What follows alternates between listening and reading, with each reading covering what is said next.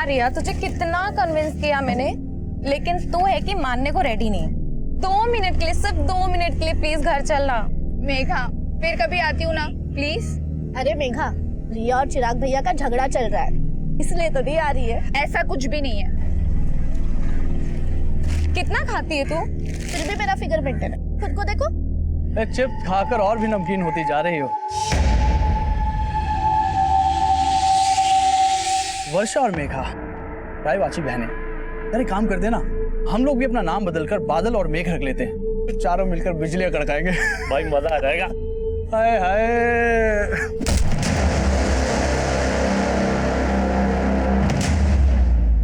अगर आइंदा मेरी बहनों के साथ बदतमीजी की ना तो जहन्नुम नजर आएगा तुम्हें। चलो।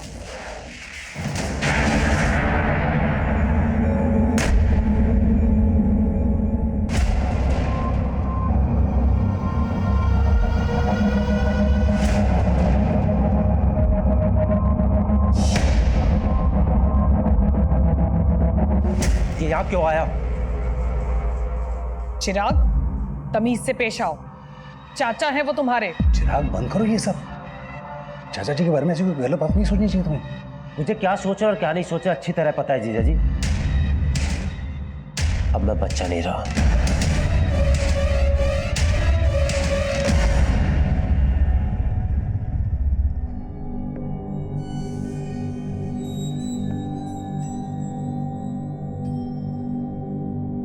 भाई साहब, मेरा मानना है प्रीत रीत से बड़ी होती है।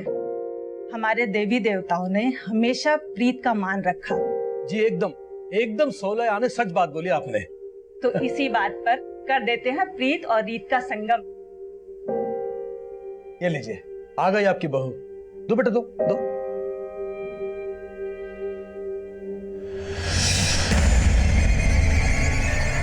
चाय इधर है। चाय, थैंक यू। माँ, माँ, मुझे ये शादी नहीं करनी है।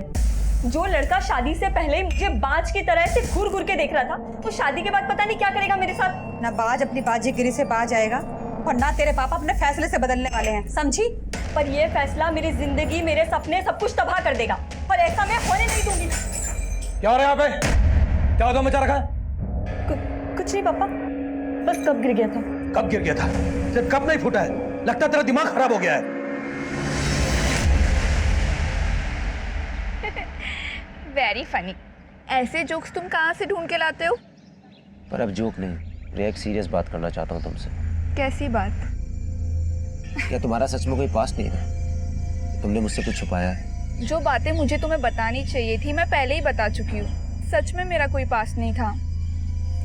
एनीवे, मैं तुम्हारे लिए एक गिफ्ट लेके आया। इसमें क्या है?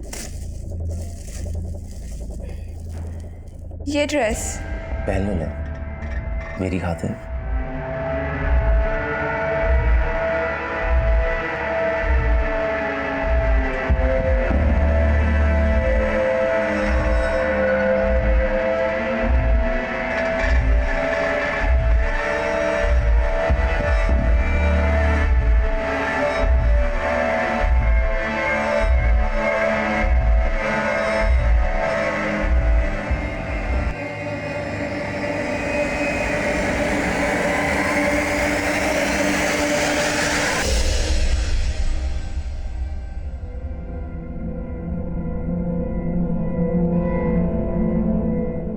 बस बस हो गया, मंडी जाना है मुझे, देर हो रही है।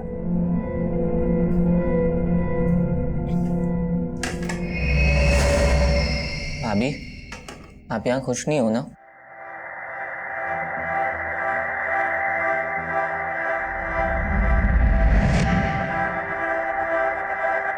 क्यों रे?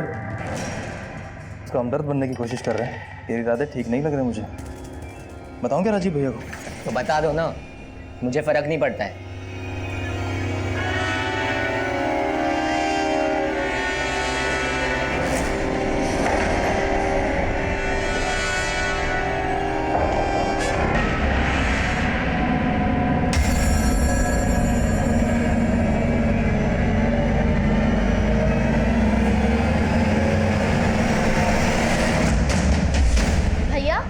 रिया भाभी का कॉल आया था, आप उनका कॉल नहीं पिक कर रहे हो?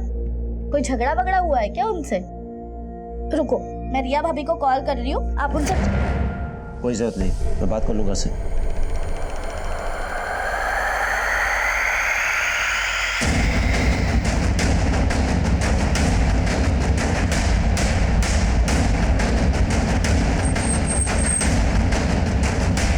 सर, एक लड़के की बॉडी है।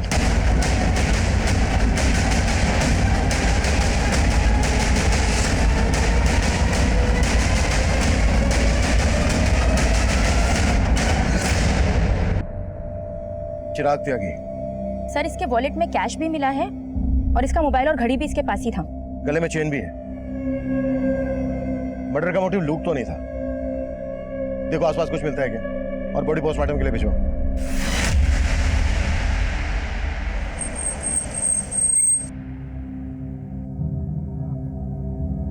हमें चिराग की लाश एमसीडी पार्क के पास एक खाली प्लॉट में मिली। आप लोगों से चिराग कुछ कहकर गया था कि कहाँ जा रहा है? चिराग भैया ने तो कुछ बताया नहीं था, पर हो सकता है वो रिया भाभी से मिलने गए हो। रिया भाभी? चिराग शादीशुदा था? नहीं सर, चिराग भैया की शादी होने वाली थी। रिया चिराग भैया के फियांसे हैं। मॉर्निंग में मुझे रिया भाभी का कॉल आया था, वो बोल रही थी कि चिराग भैया उनका फोन पिक नहीं कर रहे हैं। भैया, रिया भाभी का कॉल आया था, आप उनका कॉल नहीं पिक कर रहे हो? कोई झगड़ा वगड़ा हुआ है क्या उनसे? रुको, मैं रिया भाभी को कॉल कर रही हूँ, आप उनसे। कोई जरूरत नहीं, मैं बात कर लूंगा से। जब भैया गए थे तब उनका मूड भी काफी ऑफ लग रहा था।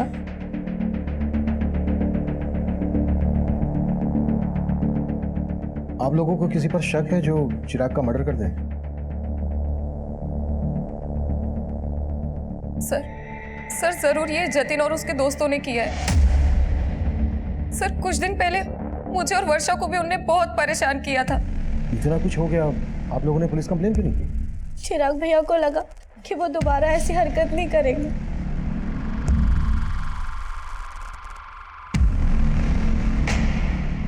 रविंदर, जतिन और उसके दोस्त के बारे में पता करो और उठा लो दोनों को। सर, एक बात है, हमें क्राइम सीन से चिराग का फोन मिला था। हमने फोन चेक किया तो उसको लास्ट कॉल रिया ने किया था। और सर, उन दोनों में करीब 5 मिनट बात हुई है।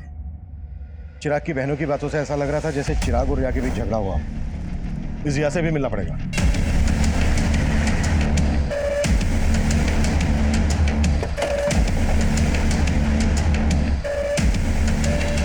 सर, चिराग मुझसे नाराज था, इसलिए वो मेरा फोन पिक नहीं कर रहा था। नाराजगी की वजह क्या थी? एक्चुअली मेरे पेरेंट्स का कहना था कि शादी के पहले हमें ज़्यादा नहीं मिलना चाहिए, और वो मुझसे मिलना चाहता था। मैंने उसे मना कर दिया तो उसे ये बात बुरी लग गई। चिराग की फोन पर आखिरी बार बात तुमसे हुई थी, क्या बातें हुई थी तुम दोनों के बीच?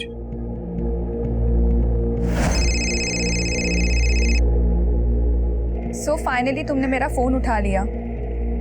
मैंने उससे मिलने के लिए मना लिया था और उसने हाँ भी कर दी थी। तो तुम चिराग से मिली थी? नहीं सर, पर हम मिलने वाले थे।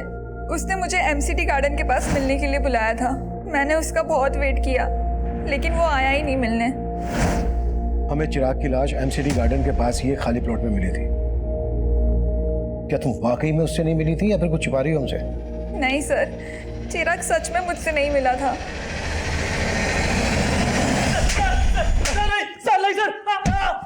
सर नहीं, सर मुझे कुछ नहीं मालूम सर मैंने कुछ नहीं किया सर। तूने नहीं किया तो जतिन ने किया होगा। जतिन कहाँ है? सर जतिन 2 दिन पहले सर कुरुक्षेत्र गया था सर, और सर चिराग का मर्डर तो सर कल हुआ था। सर जतिन ने भी चिराग को नहीं मारा सर। अगर जतिन ने चिराग को नहीं मारा है तो वो अपना फोन बंद करके क्यों बैठा है? और कुरुक्षेत्र में कहाँ है वो? सर मुझे नहीं मालूम सर, मैं सर बोल रहा हूँ सर। नहीं मानेगा नहीं।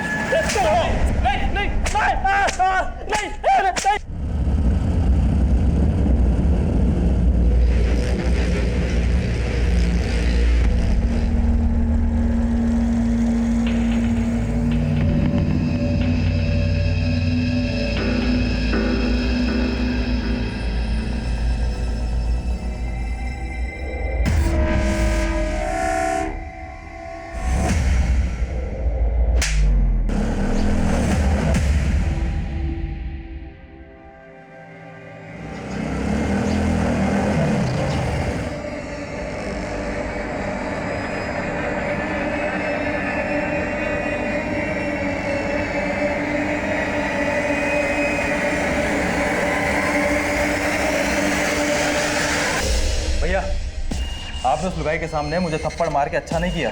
मैं चप्पल बाहर खोल के घुसा था। मैं चप्पल गई भाड़ में, हमने तय किया था ना, वो सिर्फ मेरी है। सर, जतिन का फोन चिराग के मर्डर से एक रात पहले से हरियाणा के कुरुक्षेत्र में ही एक्टिव था और अपने दोस्तों की गिरफ्तारी के बाद उसने अपना फोन कुरुक्षेत्र में ही बंद किया था। माना चिराग के मर्डर वाले दिन उसका फोन कुरुक्षेत्र में एक्टिव था, पर यह भी तो हो सकता है कि जतिन तब गाजियाबाद में हो और ये सब एलिबाई खड़ी करने की एक चाल हो। जतिन के लिए लुकआउट नोटिस जारी करो, वो गाजियाबाद में छुपा हो सकता है या फिर कहीं और भी। सब, और जतिन के साथ साथ रिया के बारे में भी पता करो। जब चिराग का मर्डर हुआ तब रिया उसी एरिया में थी। हो सकता है उसने हमसे झूठ बोला हो कि वो चिराग से नहीं मिली थी।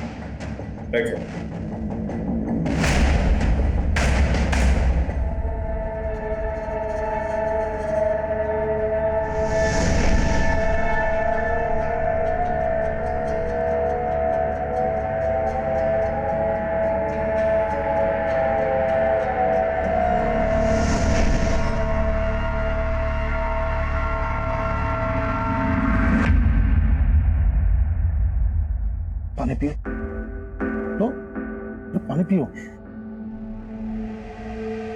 मैं समझ सकता हूँ कि किस्मत ने इसे एक बहुत बड़ा घाव दिया, लेकिन अपने बाकी के बच्चों के लिए तुम्हें इस दुख से उभरना पड़ेगा ना। ऐसा काम थोड़ी चलेगा। चिराग के जाने के बाद चाचा जी को तो लाइसेंस मिल गया आने का। मुझे कुछ ठीक नहीं लग रहा है।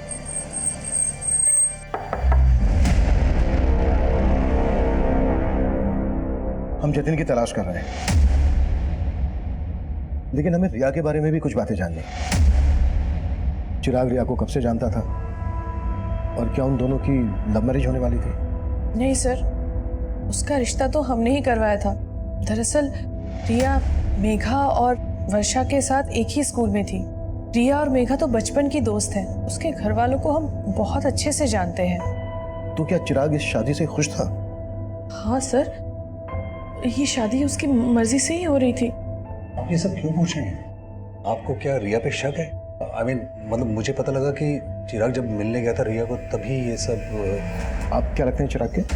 जी मैं चिराग का जीजा हूँ। वैसे रहते कहाँ हैं आप? जी मैं इसी घर में रहता हूँ, यही। नहीं, और आप? मैं चिराग का चाचा हूँ सर। चिराग मेरी भाभी का इकलौता बेटा था। उसके बिना ये घर सर, उसके गुनाहगार बचने नहीं चाहिए सर। दोषियों को सजा दिलाना हमारी ड्यूटी है, आप चिंता मत कीजिए।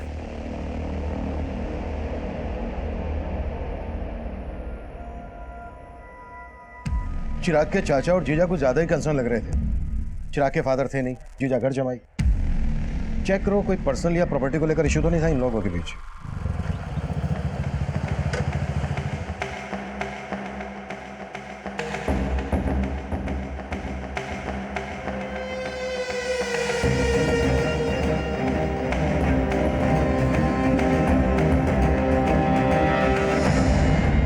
सर, रिया के कॉल रिकॉर्ड में ऐसा कोई क्लू नहीं मिला कि उसका किसी और लड़के से कोई अफेयर हो। रिया के पड़ोसी और बाकी रिश्तेदारों से पता करो, शायद कोई क्लू मिल जाए।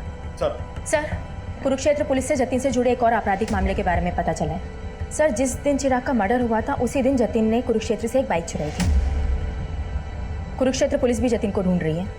हो सकता है जतिन उसी बाइक से गाजियाबाद आया हो। लेकिन सर, क्राइम सीन के आसपास के सारे सीसीटीवी फुटेज हमने खंगाल डाले थे। उनमें जतिन ने जो बाइक कुरुक्षेत्र से चुराई थी वो कहीं नहीं देखी गई।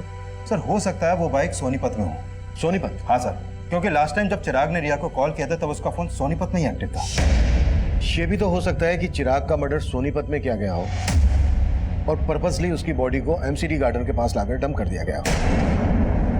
चिराग का फोन सोनीपत में जहां जहां एक्टिव था वहां के सीसीटीवी खंगालो और चिराग की फैमिली से भी पता करो कि वो सोनीपत क्यों गया होगा। पता किया सर, लेकिन उन्हें इस बारे में कुछ नहीं मालूम है। लेकिन समा शंकर सोनीपत से कुछ 50 किलोमीटर दूर पानीपत में रहते हैं। चाचा के खिलाफ कुछ मिला? फिलहाल तो नहीं सर, लेकिन हम पता कर रहे हैं। और ये भी पता लगाओ कि जतिन का चिराग से जुड़े किन किन लोगों से कनेक्शन था। हो सकता है चिराग के मर्डर में जतिन को मोहरा बनाया गया।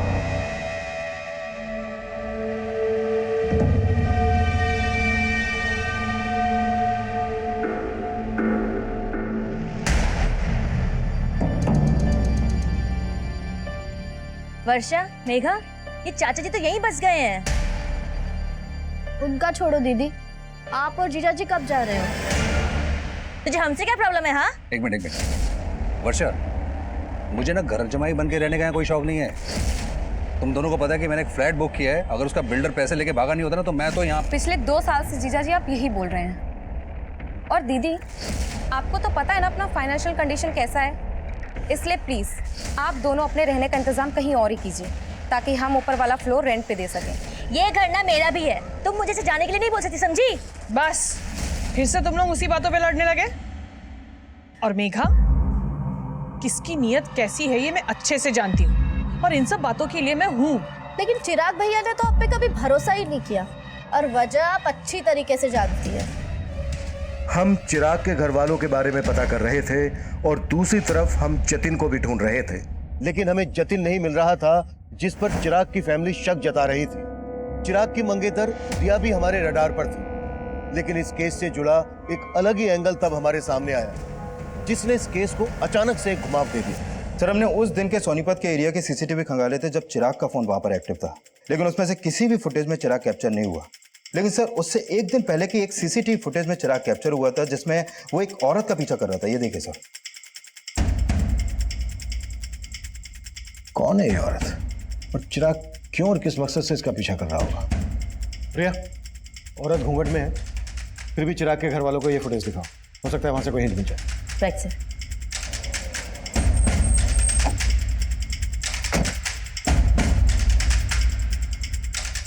आप जानती हैं ये औरत कौन हो सकती है?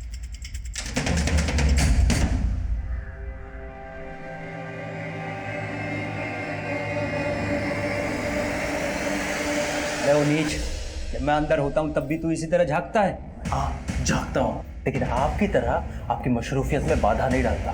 उसे देखिए, इश्क लड़ा रहा है अंदर, तो लड़ाने दे, तेरे क्यों चुल उठ रही है? अरे वो मेरे भोले भैया उस लड़की को हमारे खिलाफ भड़का रहा है।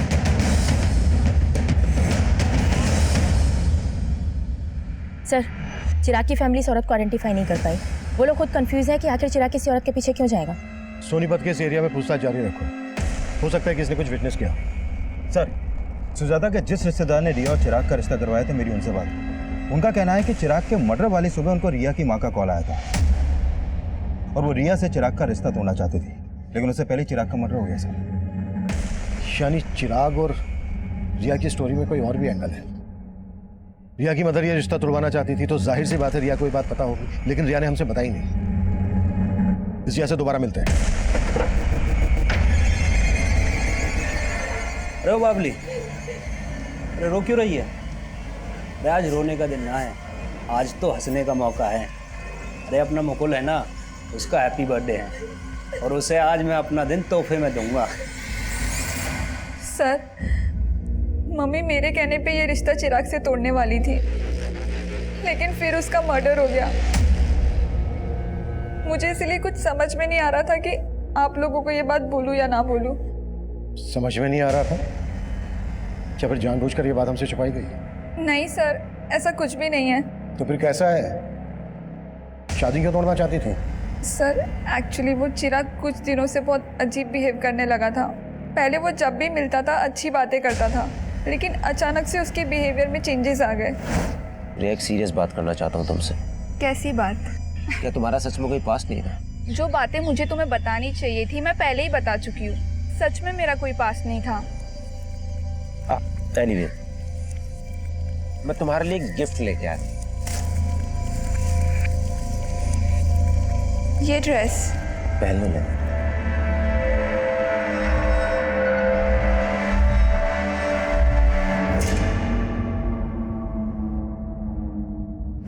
सर, मुझे नहीं पता उसके मन में क्या चल रहा था, लेकिन उस दिन के बाद से वो बहुत अजीब अजीब सवाल करने लगा।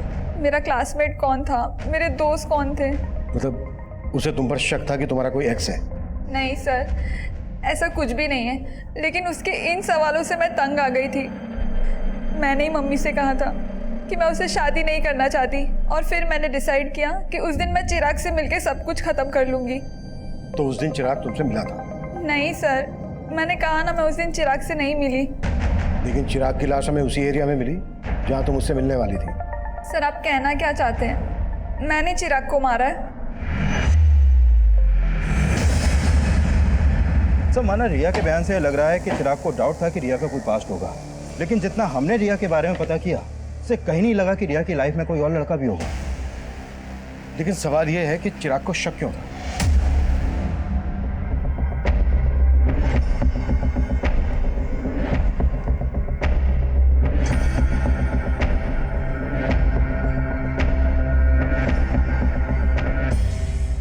सोनीपत में चिराग को इस औरत के पीछे जाते हुए देखा गया था। हो सकता है इसी औरत ने चिराग के दिमाग में जहर भरा हो। सर इसका मतलब ये औरत रिया की जानने वाली हो सकती है। करेक्ट। और हो सकता है चिराग को इस औरत की असलियत पता चल गई हो और इस औरत ने इस औरत की फोटो रिया और उसकी मदर को दिखाओ और सोनीपत में पूछताछ तेज कर दो। हमारे लिए जानना बेहद जरूरी है कि आखिर ये औरत है कौन। सर, क्या आप इसको जानते हैं?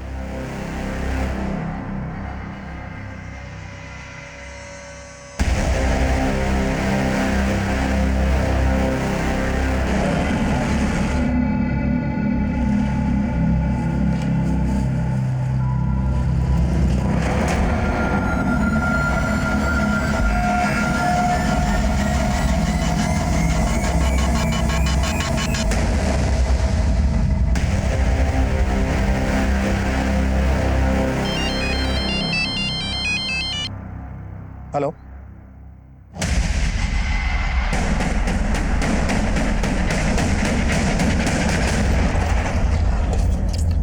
सर जिस घूंघट वाली औरत को हम ढूंढ रहे थे, उस औरत को इस दुकान पे देखा गया। सर वो औरत उस दिन यहाँ खरीदारी करने आई थी। सुनिए, जी नहीं पहचाना? अरे चिराग। उसके बाद वो लड़का भी यहाँ से उस औरत के पीछे चला गया था।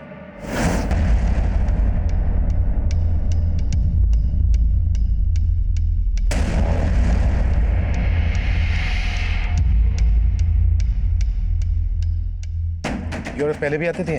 जी सर, 3-4 महीने पहले कभी कभी आया करती थी, लेकिन तब उसकी शादी नहीं हुई थी। उस दिन पहली बार मैंने उसको साड़ी में देखा था। ये रहती कहाँ थी? सर इसका आइडिया नहीं है। हो सकता है ये औरत यहीं कहीं आसपास रहती हो। पूछताछ करो, कैसे भी करके पता लगाओ कि आखिर ये औरत है कौन। सर,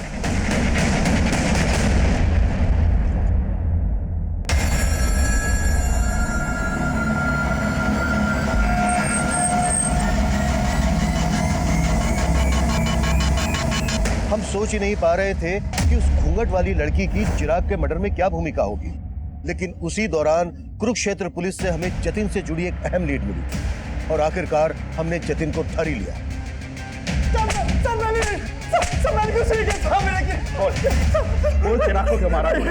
मैंने बिल्कुल नहीं मारा। लेकिन हमारी लगातार कोशिशों के बावजूद जतिन इस बात से इनकार करता रहा कि उसका चिराग के मर्डर से कोई लेना देना था।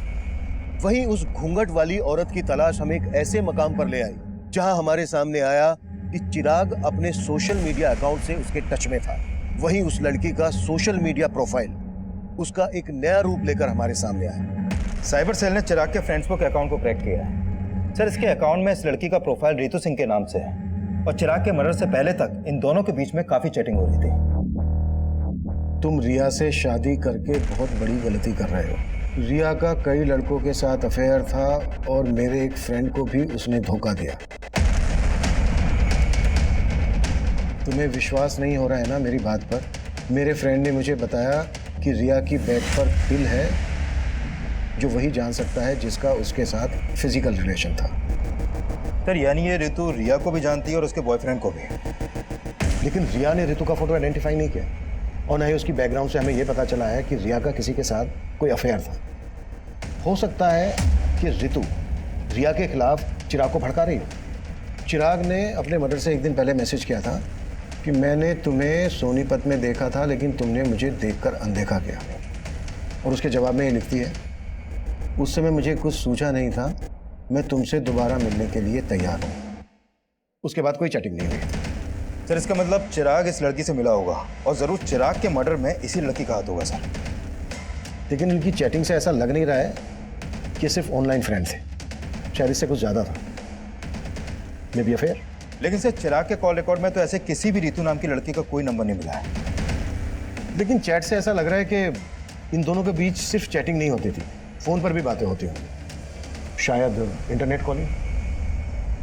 मामला जिल्टेड लवर का लग रहा है। लुक, चिराग और रितु एक दूसरे को पसंद करते थे, लेकिन चिराग रिया से शादी करने वाला था, तो हो सकता है रितु को ये बात पसंद नहीं हो और इसलिए उसने रिया के खिलाफ चिराग के दिमाग में जहर भरा हो, और जब उसे लगा कि उसका प्लान फेल हो रहा है तो उसने चिराग को मरवा दिया। पर इस लड़की का प्लान तो ऑलमोस्ट सक्सेस हो ही चुका था सर, क्योंकि रिया चिराग को शादी के लिए मना ही करने वाली थी। लेकिन इससे पहले कि रिया चिराग से मिल पाती, चिराग का मर्डर हो गया। एक काम करो, रितु के बारे में सब कुछ पता करो।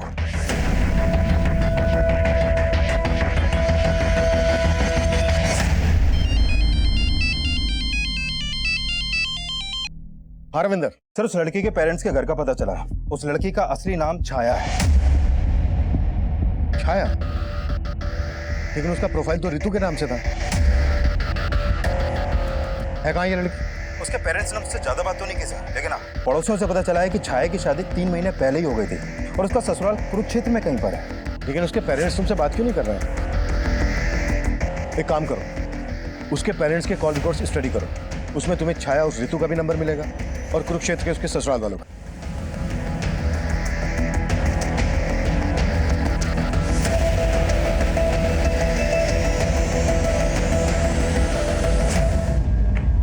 सर, छाया के पेरेंट्स के कॉल रिकॉर्ड में छाया का नंबर तो मिला ही है, लेकिन उसके अलावा 2 नंबर और मिले हैं कुरुक्षेत्र के।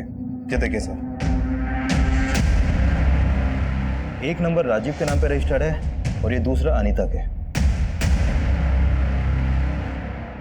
कुरुक्षेत्र चलने की तैयारी करो। सर,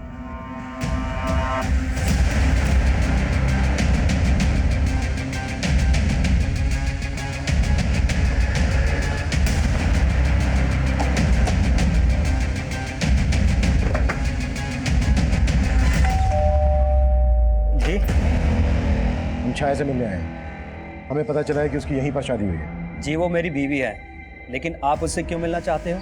हमें केस के सिलसिले में उससे बात करनी है। केस? कौन सा केस साहब? बुलाओ उसको, या हम उसी से बात करेंगे। नहीं, वो यहाँ पर नहीं है। तो फिर कहाँ है? 1 सप्ताह पहले यहाँ से भाग गई। भाग गई? जी, और अब हम उसके बारे में कोई बात भी नहीं करना चाहते हैं। धन्यवाद।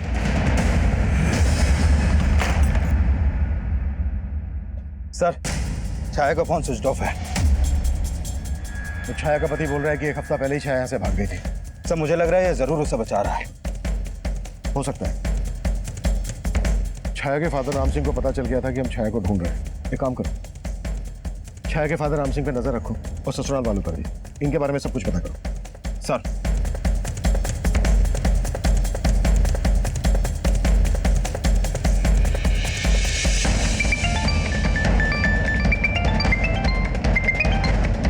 जैन सर। जय हिंद।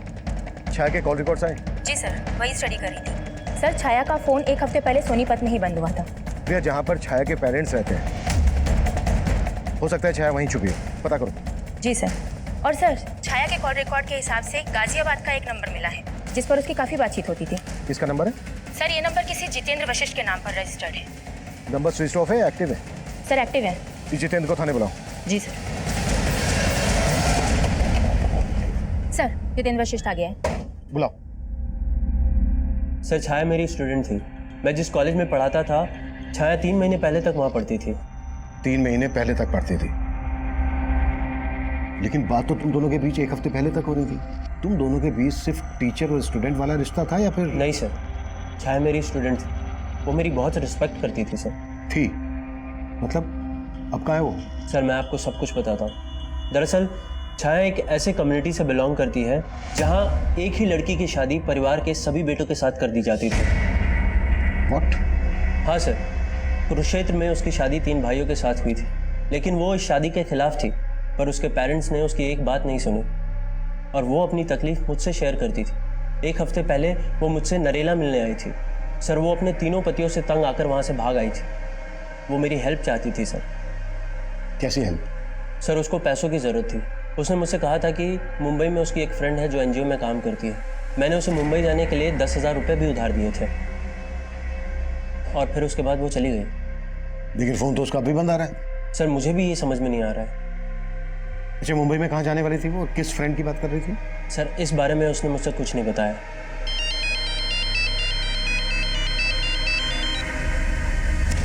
हाँ रविंदर। सर, सोनीपत पुलिस से एक चौंकाने वाली इन्फॉर्मेशन मिली है। कुछ दिन पहले उन्हें सोनीपत में छाया की लाश मिली थी।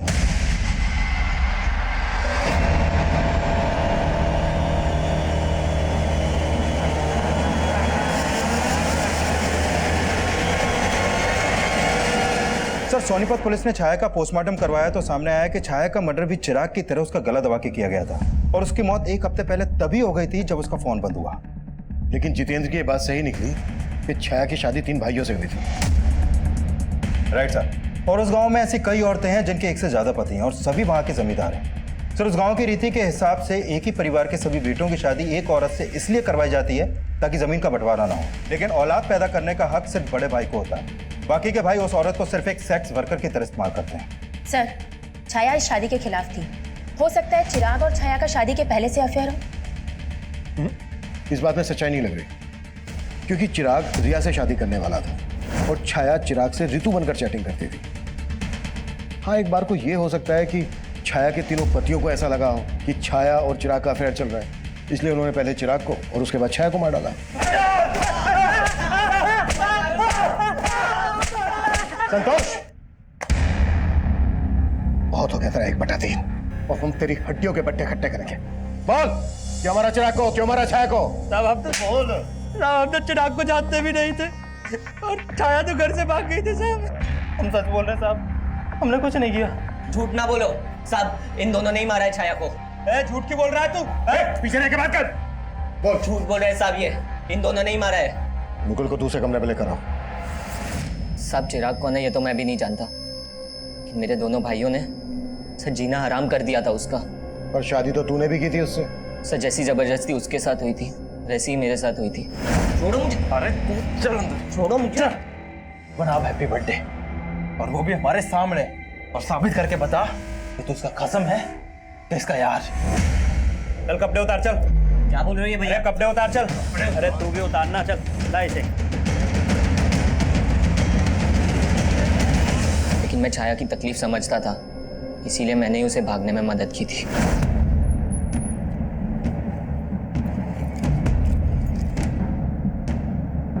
साहब, वो गाजियाबाद बोल के निकली थी, लेकिन मेरे दोनों भाई उसे बाद में ढूंढ रहे थे। सच सच बता दे, कहाँ भेजा तूने उसे? नहीं भैया, मैंने उसे नहीं भगाया है। मम्मी कसम, मैंने उसे नहीं भगाया है। मम्मी, आप तो... सर, मुझे पक्का यकीन है उन्होंने उसे ढूंढ के मार दिया होगा। हमें पता चला है गाजियाबाद में वो अपने एक टीचर जितेंद्र से मिली थी, उससे 10,000 रुपये भी उधार लिए और वहाँ से सीधे मुंबई जाने वाली थी। मुंबई में उसकी एक फ्रेंड है जो एनजीओ में काम करती है। उसकी ऐसी किसी फ्रेंड को जानते हो जो मुंबई में रहती है? नहीं साहब, उसने तो बस मुझे इतना ही बताया था कि वो गाजियाबाद में अपने किसी दोस्त से मिलने जा रही है। इसके अलावा उसने मुझे कुछ नहीं बताया था साहब। सर, मैंने चिराग के कॉल रिकॉर्ड्स में एक नंबर आइडेंटिफाई किया है जिस पर उसकी काफ़ी बात होती थी।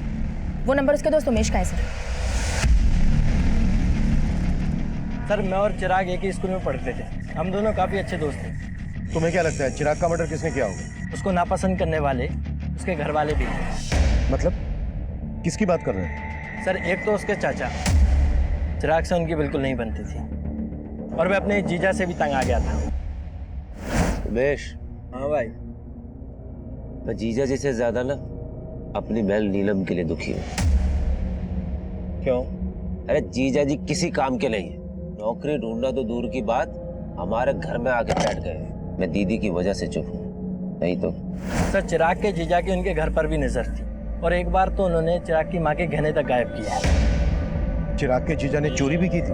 हाँ सर, और कहानी ये बताई कि गहने किसी ने लूट लिया। मैं सुनार के पास से जब आया तो यहाँ पर आया, ये यहाँ पर ये एक आदमी मिला, इसने मुझे चूल्हा दिखाया, मैंने यहाँ से गहने लिए और वहाँ कहीं भाग गया वो। लेकिन चिराग ने कंप्लेंट करने से मना कर दिया था, क्योंकि उसे पता था कि अगर वह कंप्लेंट करेगा तो चिराग का जीजा ही झूठा साबित होगा और घर की बदनामी होगी। चिराग को अपने चाचा के साथ क्या प्रॉब्लम थी?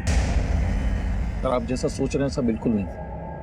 माना कि चिराग मुझे पसंद नहीं करता, लेकिन सुजाता भाभी में चिराग की जान बसती है, तो मैं उसे कैसे मरवा सकता हूँ? चिराग में सुजाता की जान बसती थी और तेरी जान सुजाता में बसती है, इसलिए सुजाता की जिंदगी में जगह बनाने के लिए तूने चिराग को मरवा दिया। क्या सर? जब चिराग का मर्डर हुआ मैं तो शहर में था ही नहीं सर, मैं तो शहर के बाहर था सर। तेरे सारे कांड पता कर लिए हमने, कभी चिट फंड का, तो कभी नकली पेपर्स बनवाकर प्रॉपर्टी का धंधा। बहुत लोगों को चूना लगाया तूने, और वो तू घर बिकवा कर भी नीलम का हिस्सा लेना चाहता था। और तेरे रास्ते का रोड़ा था चिराग। सर, आप मेरे और भाभी के रिश्ते को लेकर गलत सोच रहे हैं। दरअसल उमाशंकर भाई साहब कई साल पहले गुजर गए, तो भाभी का ख्याल मेरे अलावा कौन रखता? फिर तेरे बीवी बच्चों ने तुझे क्यों छोड़ा? सब पता कर लिया हमने। उन्हें भी यही लगता है कि तेरा और तेरी सुजाता भाभी का चक्कर चल रहा है। गलत फहमी है सर उनको, जैसे चिराग को थी, और चिराग ने इन सब बातों को तूल दिया सर। और रमाशंकर, बाहर निकल! क्या बदतमीजी कर रहा है? इधर आके बात कर। अंदर तो मेरे पाँव के जूते भी नहीं जाएंगे। लास्ट वार्निंग दे रहा हूँ, अगर मेरी माँ से मिला ना तो अच्छा नहीं होगा रमाशंकर। सर, इस चिराग की वजह से मेरी फैमिली मुझे शक की निगाह से देखने लगी थी। हो सकता है इसी बात का बदला लिया हो तूने चिराग से। सर, मैं मानता हूँ कि मैं बहुत घटिया आदमी हूँ, लालची आदमी हूँ, लेकिन ये चिराग के मर्डर में मेरा कोई रिलेशन नहीं है सर। मेरे और सुजाता भाभी के बीच में तेवर भाभी से पहले दोस्ती का रिश्ता है। मतलब? सर, बड़ी भाभी सुनीता की मौत के बाद। अब ये सुनीता भाभी कौन है? सर, मेरे भैया की पहली पत्नी। सर, उनकी मौत के बाद भैया ने सुनीता भाभी की छोटी बहन सुजाता से शादी कर ली, ताकि उनके बच्चों को माँ का प्यार मिल सके। मतलब नीलम और चिराग तुम्हारी सुजाता भाभी के बच्चे नहीं है? नहीं सर, वो बड़ी भाभी के बच्चे हैं, लेकिन सुजाता ने मेघा और वर्षा से ज्यादा उन दोनों का ख्याल रखा। सर, सुजाता जब शादी होकर यहाँ आई थी तो उसकी उम्र बहुत कम थी, तो भैया ने मुझे जिम्मेदारी दी कि मैं एक दोस्त की तरह उनका ख्याल रखूं। सर, जो रिश्ता भैया ने बनवाया था ना, उस पर चिराग ने दिल खोल के कीचड़ उछाला है सर। आप हमारे परिवार का इतिहास निकलवा के सिर्फ हमारे जख्मों पे नमक छिड़क रहे हैं। सुजाता जी, हम सिर्फ अपनी ड्यूटी कर रहे हैं। तो सही जगह कीजिए ना ड्यूटी। मेरे बेटे के मर्डर में किसी घर वाले का नहीं बल्कि बाहर वाले का हाथ है। प्लीज प्लीज हमें तंग करना बंद कर दीजिए। सर, छाया के कॉल रिकॉर्ड में मुंबई का एक भी नंबर नहीं मिला है, और ऐसा कोई लीड भी नहीं मिला है जिससे पता चले कि उसका कोई रिश्तेदार मुंबई में होगा। मतलब जितेंद्र ने झूठ बोला था हमसे? कुंडली निकालो उसकी। सर,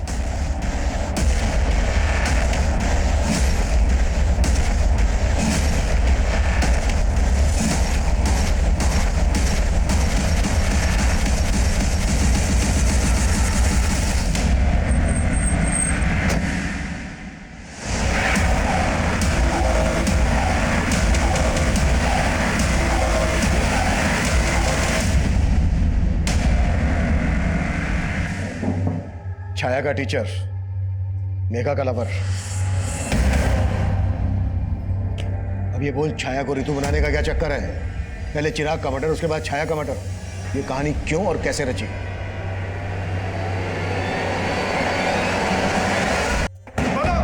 बोलता हूँ सर। सर, मेरा और मेघा का अफेयर चल रहा था सर, लेकिन हमारा ब्रेकअप हो गया था सर, क्योंकि मेरे पेरेंट्स ने जबरदस्ती मेरी रिश्ता कहीं और करा दिया था। लेकिन जब मेरी फादर की डेथ हुई तो मेघा मुझे सांत्वना देने आई। उसके बाद से सर हमारा फिर से मिलना चालू हो गया सर। और मेघा ने बताया कि इसके फादर के डेथ के बाद से नौकरी कंपैशन के आधार पर नौकरी किसी एक बच्चे को मिल सकती थी, और चिराग अच्छा खासा पढ़ा लिखा था, वो चाहे तो कोई दूसरी नौकरी कर सकता था, लेकिन नहीं, माँ ने ये नौकरी उसके नाम कर दी। मुझे लगा अगर मैं चिराग को मार दूंगी तो ये नौकरी मेरे नाम हो जाएगी। मुझे मालूम था छाया जितेंद्र की स्टूडेंट थी, इसलिए जितेंद्र की मदद से हमने छाया की फोटो यूज की और ऋतु नाम की एक फेक प्रोफाइल बनाई और चिराग को फ्रेंड रिक्वेस्ट भेजी, और उसने वो रिक्वेस्ट एक्सेप्ट भी कर ली। धीरे धीरे हमारी नॉर्मल बातें होने लगी। फिर एक दिन चैटिंग के थ्रू चिराग ने मुझे कहा कि उसे रिया से शादी करनी है। बस इसी मौके का फायदा उठाकर मैंने चिराग को कहा रिया की फोटो भेजने के लिए, और फिर मैंने उसे लिखना शुरू किया कि मैं रिया को जानती हूँ, और फिर धीरे धीरे चिराग के मन में रिया के खिलाफ शक पैदा करवाया। और चिराग तुम्हारे उन मैसेजेस पर बिना सोचे समझे भरोसा करने लगा था? नहीं, मैं ऋतु बनकर कभी कभी किसी ऐप के जरिए उससे वॉइस कॉल करती थी। एक तरफ चिराग और रिया का रोज झगड़ा होने लगा, और दूसरी तरफ चिराग मुझसे बार बार मिलने की रिक्वेस्ट करने लगा। उसी दिन उसने छाया को सोनीपत में देख लिया, और छाया ने उसे देखकर जिस तरह से रिएक्ट किया उसे शक होने लगा। इसीलिए मैंने ऋतु बनकर उसे कॉल किया और उसे मिलने के लिए बुलाया। और तुम्हें पता था चिराग और रिया एमसीडी गार्डन में मिलते थे? इसलिए तुमने उसको वहीं पर मिलने के लिए बुलाया।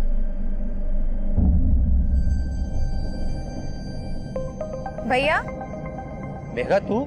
रिया ने मुझे आपके पास भेजा है। चलिए मैं आपको उसके पास ले चलती हूँ।